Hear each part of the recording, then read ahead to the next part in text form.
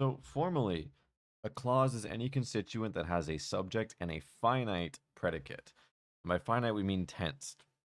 So this is something that has tense in it. So in a sentence like he slept, this is a constituent. We have a subject and we have a verb with tense. Dylan had been found running a marathon. We have a subject and then we have a verb with tense on it. Now, clauses can be independent or dependent. An independent clause can stand on its own as a complete sentence, and a dependent clause does not. It needs to have a sentence to host it, otherwise, it sounds ungrammatical. So, I will submit the homework when I get home.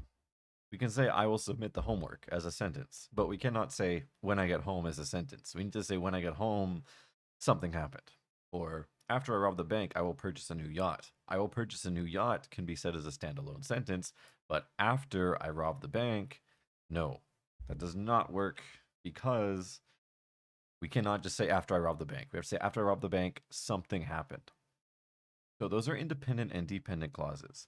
Now, we can combine clauses using the conjunctions that we've seen before. So we've seen coordinative conjunctions and we've seen correlatives before, but we'll also see this thing called a conjunctive adverb. And then over the rest of the sections, we'll be looking at these different types of subordinators. So the things that introduce these dependent clauses. So a conjunctive adverb is a conjunction that links sentences across. So I should say it links sentences. It doesn't link clauses, it links sentences. So what this means is that in text, it will either begin or end a sentence and connect it to the previous idea. So practicing is super important. So that's a sentence. However, it doesn't mean that you will become a master. So this, however, this conjunctive adverb exists at the beginning of the clause, and we can also move it to the end of the clause. For another example, like list format, I had a great day today. First, I went to the salon and got my hair burnt. Second, I ate the worst burnt steak I've ever had before. So this is a list. It's connecting the ideas through a single word, either at the beginning or end of a clause. So the first two types of sentences are called simple sentences and compound sentences, and they're defined pretty strictly. So a simple sentence is any sentence with exactly one independent clause. This sentence is boring. That's a simple one. This sentence is uncreative too. Also a simple sentence. Now, compound sentences are a little bit more interesting because they're two independent clauses joined by conjunctions. So this would be either your coordinative conjunctions or your correlative conjunctions, one of those two. So this is another boring sentence, but it contains two clauses. So we can say each of these as their standalone sentence. This is another boring sentence. It contains two clauses. We're just joining them together with a coordinator. I'll pay $49.99 for it, or you can add those extra features.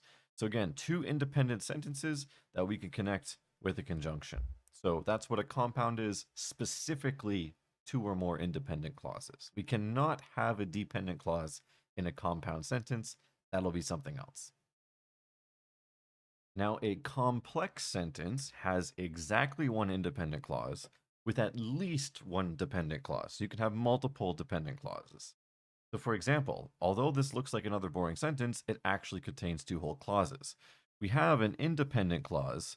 It actually contains two whole clauses. We can say that on its own, but we cannot say, although this looks like another boring sentence, as a standalone.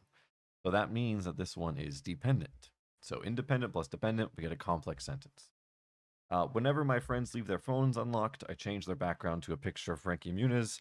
So I change their background to a picture of Frankie Muniz is independent. We can say that as a standalone sentence.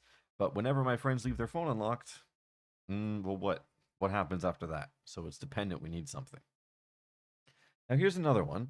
The cat that chased the mouse finally caught it. So here, in this case, the cat finally caught it. That whole big thing is an independent clause, but we have a dependent clause embedded in it. So that chased the mouse. You can consider that in this case to be a subject. So it does have a subject and it does have a tensed verb in this case. But we can't say it on its own. So that chased the mouse. Okay. That chased the mouse. What? It's describing something chasing the mouse. So like what chased the mouse? That needs to be emphasized if we want it to get that standalone independent clause meaning, but we're not getting that here. Now, the final sentence type is the compound complex sentence. So here we have at least two independent clauses, which makes it compound, and at least one dependent clause that makes it complex. So it's just a combination of the both. So although this looks like another boring sentence, a dependent clause, it actually contains three whole clauses, which is independent. We can say that as a standalone sentence, and it demonstrates coordination too. So it demonstrates coordination too can be a standalone sentence, so that's another independent clause. Okay, whenever my friends leave their phones unlocked, that's another dependent one, which we've seen before. I change their background to a picture of Frankie Muniz, independent, or I change their background to a picture of burnt toast. Another independent clause, so a dependent plus two independents is going to make a compound complex sentence. So with that being said, see if you can identify the type of each sentence below, pause the video, try it yourself, and I'll go over the answers now. So we cannot postpone confronting environmental problems. So this has one subject, one predicate. This is going to be a simple sentence, and the entire thing is a clause that is going to be independent. The second one, psychologists studying aphasia want to understand it as soon as they can.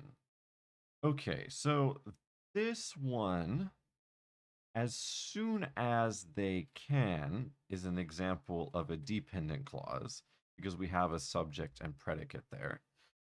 We kind of have a hidden one here, studying aphasia, which is another dependent clause because we can kind of put who are before it. This is not an easy one to identify right now, but we will learn to identify them in future sections. So don't worry too much about that at this point.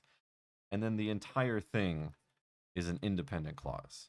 So this whole thing has one independent clause with two dependent clauses, and that makes it complex. It's not compound complex because we don't have two independent clauses. So 3, eliminating liquor may reduce alcohol abuse, and eliminating tobacco billboards may reduce tobacco abuse. So we have eliminating liquor may reduce alcohol abuse. That's a sentence. That's independent. Eliminating tobacco billboards may reduce tobacco abuse. That's an independent sentence. So therefore, this is going to be compound.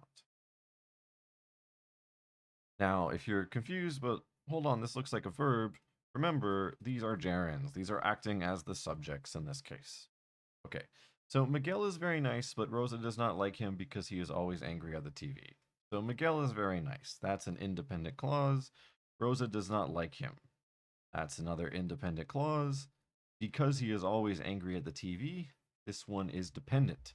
So here we have two independents and a dependent, which means that we're going to have now a compound complex sentence. So hopefully that wasn't too bad. And now for today's final structure, to be shown love need not be a bunch of problems. We can now see at the end of it, although we don't have any conjunctions here, we do have our modal need for need not be a bunch of problems, and we see the passive from before. So that was everything in this lecture, and hopefully you're able to do this last exercise, which is drawing a tree structure for this sentence. Being filtered by the system dare not happen again. So I'm going to draw this for you, but hopefully you're able to try it yourself first. So we'll start a new page. We'll stretch in it again, and then we'll try this. Okay, so being filtered by the system. I'm going to start with the easy stuff that I know, that I don't have to think about at all because we've been doing it so much. So by the system, this is an NP object of preposition the system connecting with by to make a prepositional phrase. Dare not happen again. So like I know here is going to be a split between subject and predicate. So there's some sort of subject thing going on here that connects to a sentence. And then we have dare not happen again. So here we're going to have the modal phrase for dare not. That's going to be a predicate and connect to the modal dare. Not is going to be a negation connecting to a negation phrase from the modal phrase. And then happen is going to be an intransitive verb connecting to the VP. And again is going to be an adverb phrase adverbial, which is an adverb itself. Okay, so what is this beginning thing? Being filtered by the system. Well, I know that this being is a gerund, And it looks in this case like it is a passive. Why? Because we have a be form here, and then we have a filtered by something. So the system filtered something. That's what we're saying in the active form. So this is a gerund with a passive. So that's going to connect up to the gerund phrase as a subject. And that means it's going to take a verb phrase, which would be the transitive verb filtered. And then that prepositional phrase attaching is going to be an adverbial. So being filtered by the system dare not happen again. And that is your complete structure.